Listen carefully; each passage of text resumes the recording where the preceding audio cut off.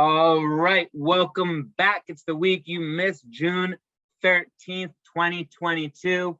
I feel like I say this every week, but it was another crazy week. They're only getting crazier. There's like a whole week of news jam-packed into a day these days, sometimes jam-packed into like an hour.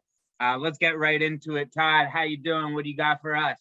I'm doing good. I'm certainly doing better than Brett Kavanaugh and his family was last week when I took a road trip and was picked up outside or nearby his house with a gun, some zip ties, I think some duct tape, and basically had plans to kidnap and or murder Justice Brett Kavanaugh. Where was this?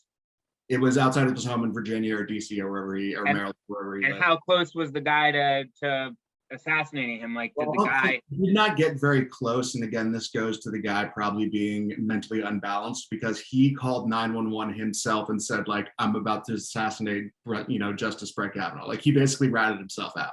That's a good way to get caught. and they've been having protests directly at the houses of the justices following the leaked opinion about Roe versus Wade getting overturned.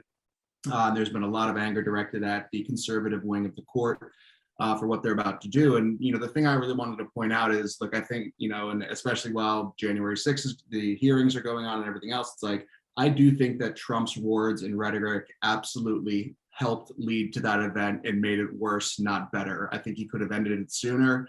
And he is sort of directly responsible for that in my case, and definitely was a contributing factor at the very least.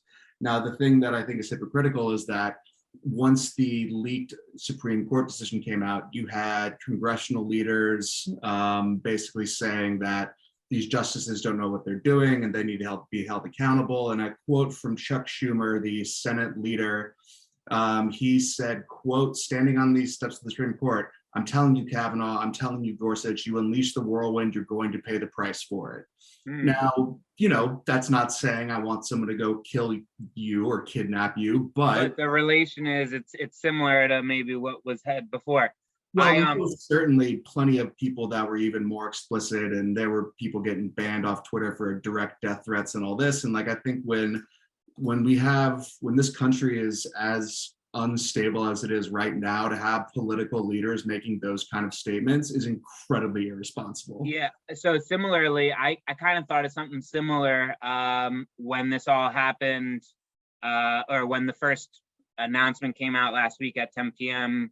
prime time, whatever, was last year when we had the protests that turned into riots. You had quite a few politicians. I remember Kamala Harris pretty distinctly saying, hey, these cities are going to burn down until we have justice.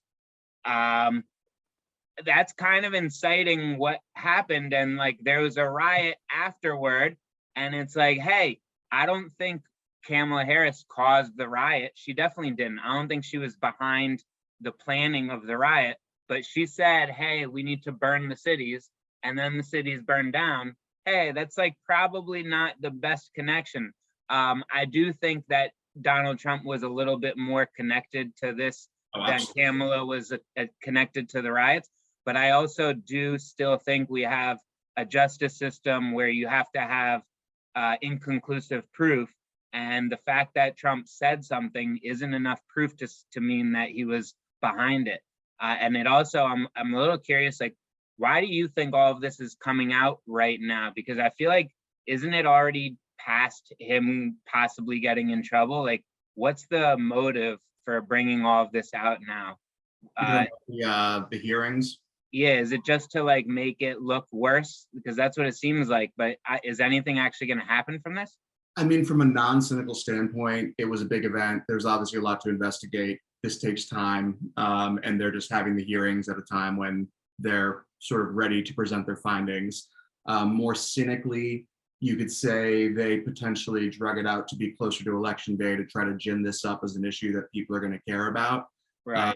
But I think it's, and I think that just the larger point to go, and just to be clear, I want to say that she said she didn't like necessarily encourage the riots, but she was like, we're not going to stop these protests and encourage the protests. She also is behind promoting efforts to bail out people that have been arrested at protests. Yeah. Well, if you take little lines and stuff though too, Because like again, I don't agree with what Trump did or said, and I do think he was connected to this a little bit, at least a little bit, possibly more, but at least a little bit.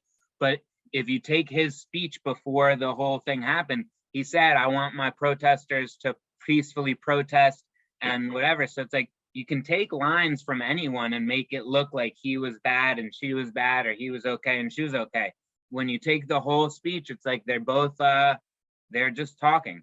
Well, I guess the bigger point that I think is relevant to both sides of the aisle, and I think especially now when we're at an unprecedented time of like violence and seemingly political instability, like it should really be the job and the moral responsibility of our political leaders to try to be turning down the goddamn volume on this stuff and not whip people up. Like I'm not gonna sit back and look, like I said, because I don't want to get branded as some fucking Trump supporter, but like what Trump did exceptionally bad and led to an exceptionally terrible thing. And I personally think he should have been impeached for it so that we wouldn't even be thinking about him running for president again.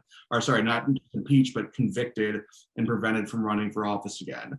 But, you know, at the same time, like, you know, if you're talking about insurrection and destabilizing the government, the assassination of a Supreme Court justice is a pretty goddamn big deal. Like, and not to say that it even got necessarily close to happening, but the fact that this rhetoric that is swirling around, and you've got people out there saying like, you know, you're going to pay for this. And right now there's a bill that is stalled in the House that Nancy Pelosi won't bring up for a vote that would increase security at the justices' homes. And it passed the Senate with bipartisan support enough to pass the filibuster. And now Pelosi won't bring it up for a vote in the House, which I think is irresponsible and incredibly dangerous. And this isn't even going to the point that, you know, while we have a freedom to protest in America, there are specific federal laws about protesting in front of federal judges' houses because people understand that it would basically could be seen as intimidation and trying to sort of interfere with the justice system. So while I fully support people's right to protest, you know, we have passed laws about this, and I think they've even been challenged in court and they've held up. Like, you know, we need to understand that protecting this country's stability means protecting all the institutions and all the politicians, no matter what side of the aisle they're on. Like, I don't want anyone to go after Bernie Sanders or Nancy Pelosi or Kamala Harris. I want them all protected. I want them safe. I want them stable, healthy, and like. Maybe they should all carry guns like the teachers. Right? That's how you protect them. I'm not even getting into that. They, you know, but they're, I mean, look, and they all got armed security and all this, but like, this is just such a seemingly unstable and dangerous time. I just really wish our political leaders could come together and at least agree, but like, look, we basically hate each other's guts, but like, we don't want the other person to die. And that when we hear people going crazy, we're going to be like, yeah, you know what? Protest at the Supreme Court. Don't go to their homes. Don't terrorize their families. Like, you know, I think that's a reasonable thing to say. You can hate the Supreme Court's decision and what they whatever happened with the Detroit or the Michigan governor, like that was a crazy plan. Did those people get in a lot of trouble? No, they all got acquitted because more than half of the people, I think, that were part of the plot were feds. No way. They got acquitted? Yeah, no one got found guilty, and I don't think they're going to retry them because I think literally about half of the group that got arrested was literally either federal agents or federal informants, and they were able to prove that basically the people who came up with and pushed the idea forward were FBI informants or somehow related to the federal law enforcement. And look, the federal government has, and this is not a conspiracy theory at all. You can look this stuff up. Under the Bush days after 9/11, there was a rich history of people within the FBI finding people of like Muslim or Arabic backgrounds and finding, you know, that were saying things online that were critical of the US, and they'd go to them and they'd be like, hey, I see you don't like the US, like this war is crazy, like let's set off a bomb somewhere. And they'd be like, no, I don't know about that. And be like, oh, come on, no, we have everything for you. We have, here's the bomb, here's the thing, do it here. It's going to happen. In my opinion, it's probably going to happen with how many times it's come close to happening. Like sooner or later, something wild is going to happen like that. Kind of like actually this weekend, the Pride event that had like the U-Haul full of people in white masks go like cause a riot. Like these people are coming up with some pretty wild ideas, and thankfully a lot of them are getting thwarted, but eventually they're going to go through. And it's going to be pretty wild. But let me change up the pace a little bit. So I I got two things. Real quick on All that. right. I've been following that. So people are also speculating that there was the group called Patriot Front, and about 31 of them arrested in Idaho outside of the Pride event. And who knows what this is, but a picture just started circulating today of one of the megaphones that Patriot Front was using had an FBI sticker on it. Now, it could have been critical of the FBI, it could have been a property of the FBI. We don't know yet. But again, No way. here's the thing. I guarantee at least one of the people in that were getting cuffed up, maybe more, Works for government. were FBI informants. Because look, this is the way they bust these people. This is the way you put informants in these groups and you get them. Now, the degree is are they literally just there and monitoring them and being like, oh, these people are up to some shit? Or are they actively helping push them forward and egging them on? Because if they're egging them on, like, I don't know about you, but I don't want my tax dollars going to work about the FBI trying to plan terrorist attacks. I think that's a really bad spend of dollars. Yeah, it kind of seems like entrapment too, like a little bit. 100%. Yeah. All right. Well, change it to something else traumatic and horrible and horrific is I actually have two things. So one thing I want to mention the last minute, there's not much to say about it, but I got to get my AOC dig in for the day. We haven't talked about her in a little bit. But before that, the economy is tanking. It tanked on Friday. It's tanking today. When I say economy, I'm talking about the stock market, but economy in general hasn't been good for a while. Joe Biden keeps saying that jobs are good and the economy is as strong as ever. We're the fastest growing economy. I don't really see how someone could say that. That's just a straight up lie. But markets are going down. I don't think it's the end. I think it's actually kind of the beginning. We still haven't really seen too much of a hit in the real estate markets, which I think is really one of the big cards that could cause a whole mess. We still have fairly good employment, where unemployment is another thing that could cause things to go that much worse. And food shortages are still getting worse and worse. So I guess my question, or what I want to think about, is how much worse do you think it can get? I believe Dow Jones is around 30,000 right now. Bitcoin is about 24,000. What are rates right now? Rates are 4 or 5%. Yeah, probably actually 5.25 to 5.5. And I believe unemployment rate is about 4 to 5% as well. So do you think this is as bad as we get in all of those metrics? Do you think we get a lot worse? How much worse? And how do you think we get out of it? Do you think this lasts for a year? Do you think this lasts for 2 years? Do you think we're in this for quite a bit of time? I think that we are in the middle of the downward trend, and it's with anything, you can never spot the bottom. It's, you never know when it's coming. I think that, however, though, I do think that there's still factors at play that are going to create more crises that everyone is sort of predicting. Basically, ever since Russia invaded Ukraine, we basically have known that this was going to mess up global food markets but everyone's acknowledging, because the way global food markets and grain, which Ukraine is a big exporter of wheat, grain, whatever, is that, it sort of lags, because right now all the stuff that would be getting harvested and distributed now that will feed people in the fall and for the next 6 months after that, we're not necessarily feeling that yet. And I actually saw something, I don't want to take us too off topic here, but I read an article or a thread on Twitter that said that Putin's sort of plan to apply pressure worldwide is to create basically a crisis in Southeast Asia and in Africa by, basically creating widespread famines that would then create refugee crises into Europe and other countries, sort of destabilizing those areas. And if that's true, and if that's actually what he's been planning this whole time, then he's sort of an evil genius. I'm not gonna, it's, people that we don't like, we have to acknowledge when they have wildly insane strategic moves that in some way, pay off. And so how will that help him? Explain how that help him. Just create general chaos in the West, and just create something that is going to take the attention off of supporting Ukraine. Just the idea being that if all of Europe and America is busy trying to help, fend off millions of people dying in Africa or in various other developing nations, that they're not going to have as much time or money to put towards the war effort in Ukraine. That makes sense. I mean, there's quite a few like things going on that are really bad that like don't have any headlines and any type of energy behind them. For example, and like the reason I'm bringing it up is because they're all pretty related or kind of related in a sense. There's a huge problem going on in the DRC, Democratic Republic of Congo. Mm-hmm. And I think it's like a civil war with some international conflict going in there as well. I wish I knew more, so I'm not going to say so much because I don't want to say the wrong thing. I just know it's not really a good situation. And the reason, though, why there's so much tension there is because it's a big deposit for a big mining place for cobalt and for other precious metals that are all used to make batteries, like lithium batteries and all of that, which people say that's the reason we're in Ukraine now also, or Russia's in Ukraine, is for the natural resources. So these problems happening around, you'd think like, oh, Russia just wants to become, or wants Ukraine to become a part of Russia, but there's other implications of there's natural resources at play.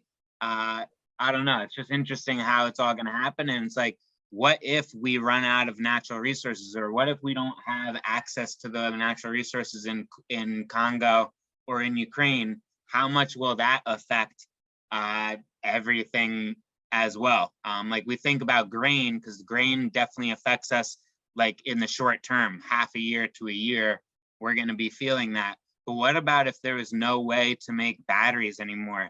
And what if there was like a huge backlog on cell phones or on cars? So I heard one of my favorite podcasts to listen to is the All In podcast. It's a bunch of billionaires just talking, and they get very smart guests. But one of them predicted in the next year or two, there's going to be some large manufacturer that goes under, not because they run out of money, but because they run out of resources and their supply chain just goes dry. And they said like, it could be like a GM. They don't think it'll be GM. They're pretty big, but it's going to be a large manufacturer that all of a sudden has nothing that they can manufacture anymore and goes under. And you're like, that would be wild, but I don't doubt it. I mean, if this billionaire is predicting it, I definitely think there's a good chance of it. Yeah, no, and again, I think, and like you're saying, like globalization is great until there starts being hiccups in the system and supply chains, and I think we are learning painful lessons over the past 2 years, and unfortunately, I don't think we have seen all the lessons that we will end up being taught. I think we've still got some shit to come, and like I said, I'm not super optimistic, but keep your expenses down, keep your cash up if you can, and get ready to, look, every time I go shopping now, I've been buying some food to fill up our freezer to keep in, just to sort of have and make sure that, just in case, if nothing else, look, I don't think in America, I do not think we will have food shortages to the point where there's like widespread like famine or starvation. That's not gonna happen. Yeah. We'll have to change our habits and stuff. Yeah. That's what I think for the most part, for most people. But it is going to be a real problem for developing countries around the world and other places where you don't necessarily have the sort of robustness of food supplies or supply chains. You had a little line. You had a line. It was a perfect segue for me. You said we didn't learn our lesson. So my last little 2-minute segment, I want to hear what you think about not learning our lesson.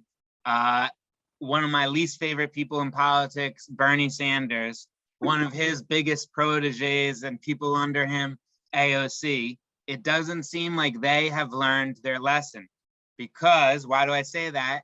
Just this past week, it sounds like Biden will be running for president in 2024, which who knows how smart of an idea that is, but whatever. But we already have AOC saying she is not committed to backing him. Yeah. I'm sorry, but how dumb can you be? If there's no one you're basically asking for Donald Trump to win, in my opinion. If you're not going to support the guy who's on your side, you're basically supporting the other side, and the other side is going to be Donald Trump. So AOC, what are you doing? I mean, it's interesting because I saw that I think either yesterday or today, whenever she said it. But and the thing that I don't get, I don't understand why politicians their whole job is basically lying. They like constantly. Like she should have just she should have just said, you know, if he's the nominee, I'll obviously, you know, fully support him. Done. Way better, way more positive. Or even when he is the nominee, I will support him. Done. Yeah. Like I don't understand this, like suddenly you just like draw a blank on a way to answer that question that you know, doesn't sort of cast doubt on him, because enough people are already talking about it. So it's bad enough that people that are, you know, highly placed either by seniority or just through media visibility can't at least just sort of understand, like you said, sort of the strategic reasons where you need to answer these questions in specific ways. And you're just adding fuel to the fire and helping Republicans. And whether it's Trump, look, I think if Trump runs, I don't think we've seen anything yet in terms of problems for the country that will literally possibly lead to another civil war. And I think it would be a very close election. I think with the Democrats the way they are right now, if Ron DeSantis or someone else could do it, and depending on how the next, you know, 2.5 years play out, I mean, I think It's gonna be a long 2.5 years. That's the thing. The way time is going, who knows what can happen in the next year. But I just I don't get it. I don't understand the point of it. It just seems like an ego play. It's like, does that really help the country? Does that help your people, your constituents, AOC, or is this just to make you look popular, get back in the headlines, and like ruffle people's feathers because that's what you want to do? I have no idea. All I know is these people are all narcissists, and they're all, Yeah. they all just love attention being on them. I mean, it's just, I just don't even know. Like it's very depressing that this is the state of our politics. But you know, I think oftentimes, you know, the people get what they deserve and what they voted for, and here we are. So. Yep. It's definitely depressing, but it gives us something to talk about and keeps that exciting. So that's for sure. Thank you as always. That was a fun time. Hopefully things aren't that much worse by next week when we talk. But if I were to bet, I would say they will be. So we will see. Time will tell. Have a good week, Todd. Much love, everyone. Peace. Peace.